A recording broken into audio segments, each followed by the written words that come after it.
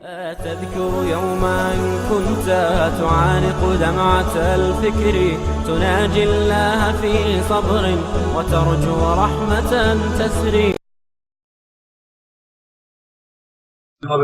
من طرق انه قال حدیث مبارک میں جو کئی طریقوں سے کئی طرق سے کئی اسناد سے روایت کی گئی ہے، حضور نے فرمایا وَسَتَفْتَرِقُ هَٰذِهِ الْأُمَّةُ عَلَىٰ ثَلَاثٍ وَسَبْعِينَ فِرْقَةٍ كُلُّهَا فِي النَّارِ إِلَّا وَاحِدَةً۔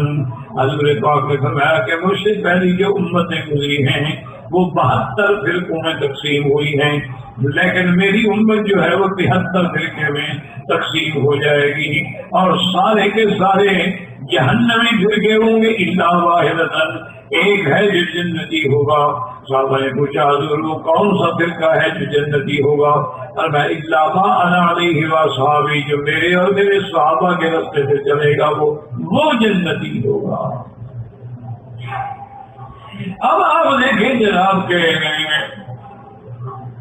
یہ 73 فرقہ جو ہے اس میں مراد جو ہے نا، ایک بات یاد رکھو، ان میں ایک تو معتزلہ کے فرقے ہیں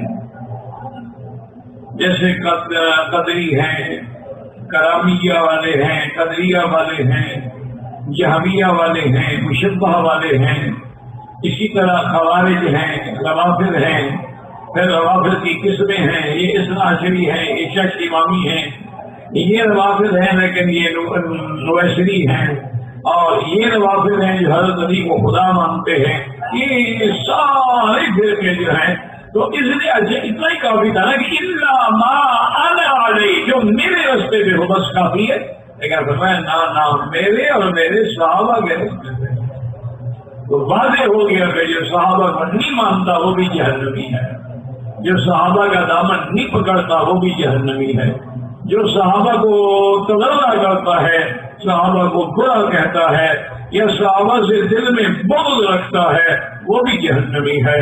اس لیے امام شافعی فرماتے ہیں کہ ایک لفظ پہ غور کر لو، قرآن میں کتنے مقام پہ ہے کہ رضی اللہ عنہم ورضوا عنہ، اللہ صحابہ سے راضی ہو گیا اور صحابہ اپنے خدا سے راضی ہو گئے۔ وہ فرماتے ہیں جب اللہ راضی ہو گیا اور تم ناراض ہو تو اس آیت کے مخالف ہو زیادہ کافر۔ اللہ راضی ہو گیا اور تم ابھی تک ناراض ہو۔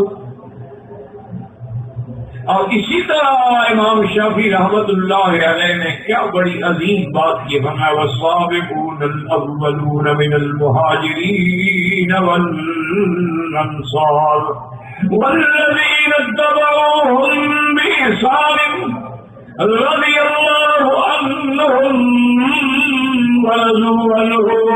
اللہ نے قرآن میں فرمایا ایک تو سابقون ہیں، ہجرت کرنے والے، سب سے پہلے ایمان لانے والے، اور سب سے پہلے ایمان کے لیے ہجرت حبشہ کرنے والے، مدینے والے، اور مہاجرین کے بعد دوسری جماعت کیا ہے؟ انصار، مدینے والے جنہوں نے مہاجرین کو گلے سے لگایا، سینے سے لگایا، بھائی بنایا۔ اور بعد میں تیسری جماعت کیا ہے؟ والذین اتبعوهم بإحسان، جو اخلاص سے مہاجرین اور انصار کی پیروی کرنے والے ہیں، اتباع کرنے والے ہیں، ان کے نقش قدم پہ چلنے والے ہیں۔ رضی اللہ عنہم ورضوا عنہ، اللہ ان تینوں جماعتوں سے راضی ہو گیا۔